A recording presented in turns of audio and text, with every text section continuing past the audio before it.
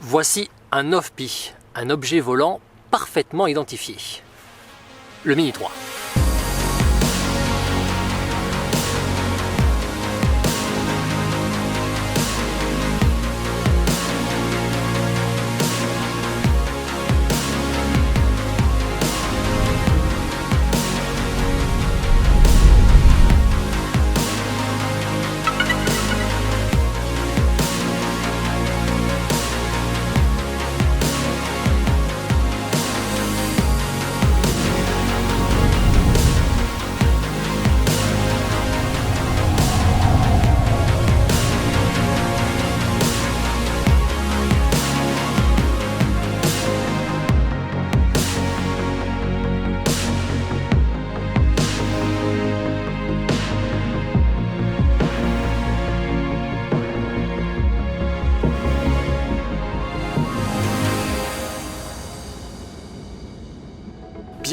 Bien, voici donc le Mini 3. On sait enfin pourquoi il y a un Mini 3 Pro.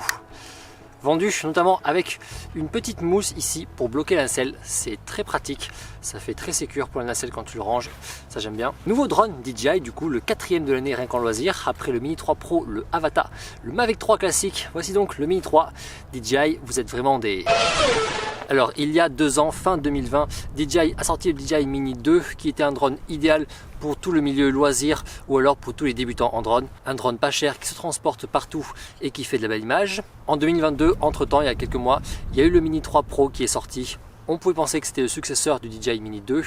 Que nenni, un drone plus haut de gamme, un milieu de gamme on va dire, plus cher et surtout plus polyvalent. Le réel successeur du Mini 2, il est enfin là, le Mini 3, ce qui est assez logique avec son nom. Et oui mon petit Nico, on était inquiet avec ce nom bizarre Mini 3 Pro, mais maintenant c'est bon, tout va bien. Le Mini 3 c'est facile à comprendre, tu prends le Mini 3 Pro, tu touches quasiment rien à la caméra, t'enlèves par contre la grande majorité des modes supplémentaires et paf, non ça fait pas des chocs à pic, ça fait un Mini 3. Du coup pour commencer, physiquement en fait il a la forme de son grand frère.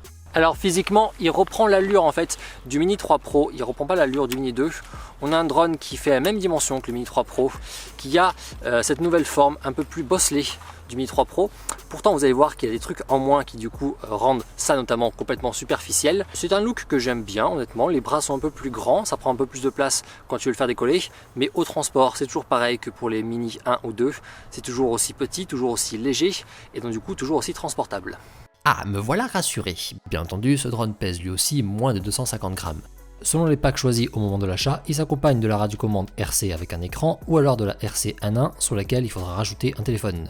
A noter qu'il est également possible de l'acheter seul, c'est-à-dire sans radiocommande si vous le souhaitez. Alors, d'emblée, la différence physiquement par rapport au Mini 3 Pro, elle est effectivement au-dessus. Ce Mini 3 ne propose pas de capteur d'obstacles, hormis ceux qui sont habituellement en dessous. Donc ces deux bosses devant, c'est comme pour le Mini SE et le Mini 2, c'est juste du design. Et qui dit pas de détecteur, dit pas d'active track possible non plus sur ce Mini 3. Tu vas voir au fur et à mesure de cette vidéo, ce n'est pas un drone couteau suisse comme le Mini 3 Pro, son intérêt est ailleurs. On est pareil que le Mini 2. Niveau vitesse, c'est un appareil qui peut aller jusqu'à 50-60 km/h en mode sport. Et sa résistance au vent est annoncée de niveau 5, c'est similaire aux autres appareils, ça correspond environ à des vents entre 30 et 40 km/h. Alors la résistance au vent, eh bien écoute, j'ai pas mal de choses à dire parce que j'ai pu bien la tester tous les jours là depuis que j'ai ce drone là, il y a du vent là où je suis, c'est insupportable, j'ai du vent tout le temps, ce qui fait que d'ailleurs dès mon premier vol, je me suis fait peur avec lui, j'avais des vents faciles à 40-50 km/h. Alors résistance niveau 5, oui je confirme, il résiste niveau 5, ça c'est très bien, c'est très bon même parce que pour un drone aussi petit, aussi léger, résister à des vents qui vont à 35-40 km/h c'est quand même pas mal. Voilà mon premier vol 40-50 km/h, il a résisté. Alors il résistait, il n'allait pas très vite non plus pour autant. Quand je devais le ramener, même en mode sport, bon, il n'était pas du tout emporté par le vent, pas de souci. Par contre, il se déplaçait assez lentement. Donc niveau 5, oui, je confirme, il résiste. Après, c'est pas pareil que pour un drone plus gros comme le R2S par exemple. Même s'il résiste, en stationnaire, quand il y a du vent, il va souvent être un petit peu penché sur un côté, il va souvent un petit peu se déplacer comme ça. Jamais emporté, hein, mais tu vois, il est toujours un petit peu comme ça. Tu sens que les moteurs forcent un peu plus pour contrer le vent. Voilà, ça galère un peu plus, mais ça résiste, ça c'est quand même très bon. Pour son poids, il performe bien contre le vent. Autre point très important, la qualité de transmission. 10 km de portée annoncée sur le DJI Mini 3 en norme américaine FCC, 6 km en norme européenne, avec un système de transmission en EcuSync 2, qui assure un retour vidéo en 720p maximum. Une portée plus que suffisante, je n'ai rencontré aucun souci de transmission durant mes vols. Ok, tout ça c'est pas mal mon petit Nico, d'accord, mais alors, est-ce qu'il apporte quelque chose en plus quand même ce Mini 3? Eh bien oui, l'autonomie, qui est encore meilleure que celle du Mini 3 Pro, ça c'est assez étonnant et assez spectaculaire. Ouais, l'autonomie 30 minutes avec ces batteries-là, qui sont pourtant les mêmes que les batteries du Mini 3 Pro, ça c'est vraiment impressionnant. Le Mini 3 Pro tenait 34 minutes, lui 38. Dans les drones entrée de gamme, comme ça, cherchez pas, c'est vraiment le drone qui tient le plus longtemps. Il tient 8 minutes de plus que mon R2S. Et ça, c'est avec les batteries standards. Avec les batteries plus, qui ne sont malheureusement pas vendues en Europe, il pourra tenir jusqu'à 51 minutes. Le Mini 3 Pro, lui, pouvait tenir jusqu'à 47. Alors ces batteries-là, pour les Canadiens par exemple, vous pouvez vous les procurer. Nous en Europe, elles ne seront pas vendues. Une fois que tu les charges sur le drone, le poids dépasse 250 grammes. Tu arrives à 290. C'est je pense pour ça qu'en Europe, elles ne sont pas vendues. Mais voilà, 38 minutes avec un appareil aussi petit, avec des batteries du coup aussi petites, ça commence à être sacrément impressionnant je trouve. Yep, ça c'est cool, un vrai petit marathonien celui-ci. T'imagines pour ceux qui auront la chance d'avoir la batterie plus, 51 minutes, on approche bientôt de l'heure de vol. Allez DJI, venez, on dit qu'on la vend en Europe maintenant.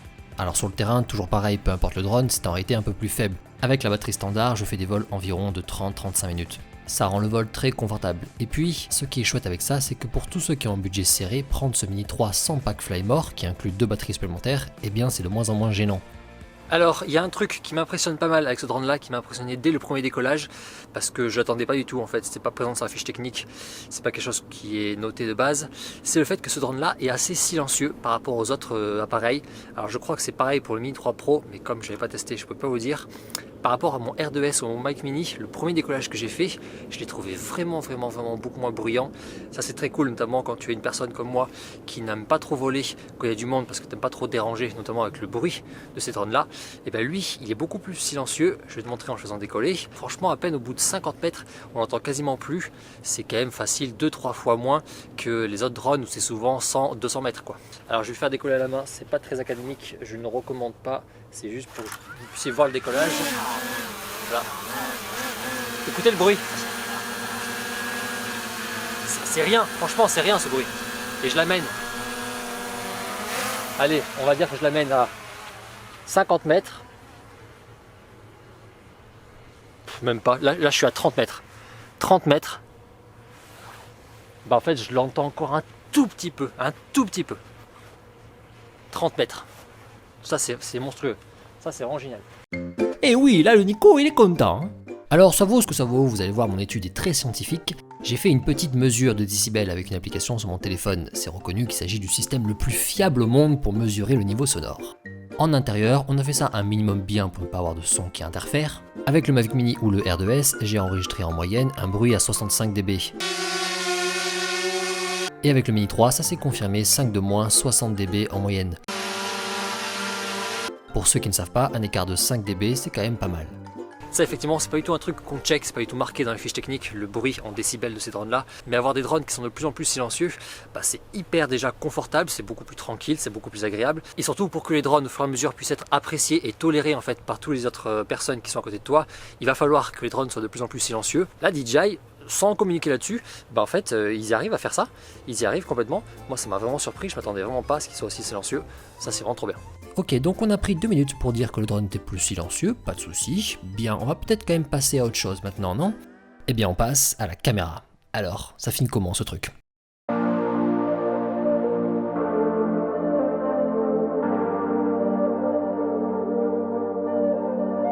Eh bien, la caméra, c'est quasi la même que son faux jumeau, le Mini 3 Pro. Un capteur 1 sur 1,3 pouces avec une grande ouverture fixe à f1.7. La résolution maximum est en 4K UHD. On pourra alors filmer jusqu'à 30 fps. Pas de 60 fps possible à cette résolution, il faudra descendre en 2,7K ou en Full HD pour récupérer cette fréquence, qui est d'ailleurs la fréquence maximale de ce Mini 3. La qualité d'image, elle fait plaisir. Je commence petit à petit à me dire que mon R2S, finalement, on n'est pas si loin au niveau de la qualité d'image alors qu'il a un capteur plus grand. Pour un petit drone, c'est assez bluffant. Selon les situations, surtout en conditions normales comme ici, il peut offrir une image aussi belle que ses grands frères. Après, selon les autres situations, je peux encore faire une petite différence. Pour du loisir, c'est top, pas de fausses notes. À ce stade, je crois que c'est plus nos compétences à nous qui vont influencer sur le résultat qualitatif ou non. Lui, il va faire le taf. Image plus nette, meilleure sensation de 3 dimensions dans tes plans. Si tu te demandes, oui, on sent le petit step en plus par rapport au Mini 2. Je vous laisse regarder un peu plus tranquillement quelques images en coucher de soleil, là où le capteur est mis à l'épreuve.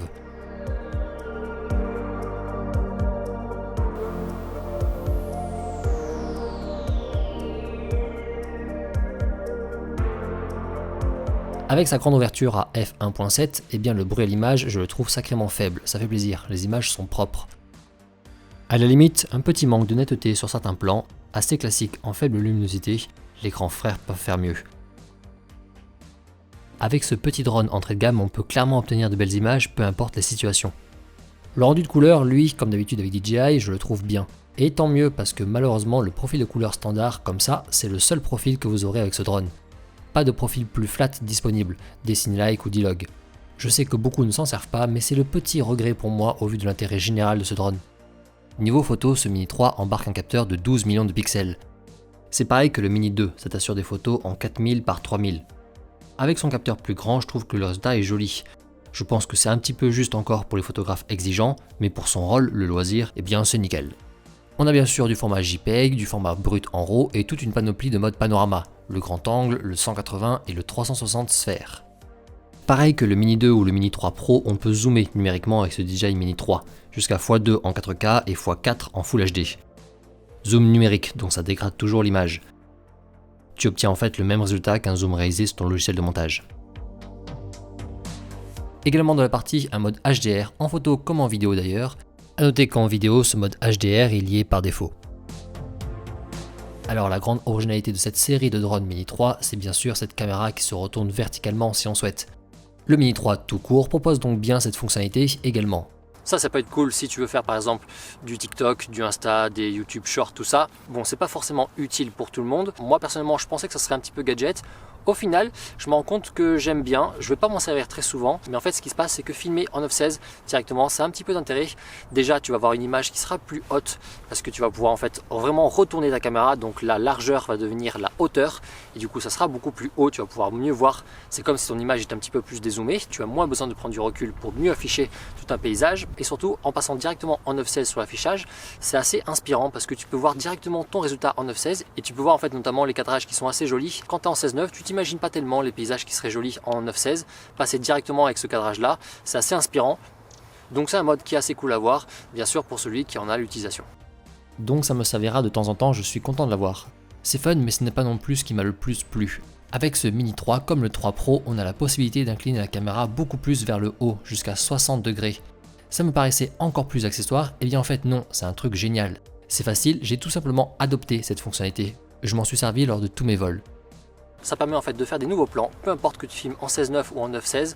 Et moi personnellement, je suis devenu assez fan rapidement, notamment par exemple faire des plans de présentation où au lieu de faire un plan qui part du bas et qui dévoile le paysage, en fait tu pars du ciel et tu dévoiles le paysage. Ça offre en fait un plongeon sur le paysage, c'est assez spectaculaire comme effet. Alors tu peux les faire un petit peu, même si ton drone ne va pas jusqu'à 60 degrés, un Mini 2 qui va jusqu'à 15-20, tu peux faire un début de plongeon comme ça.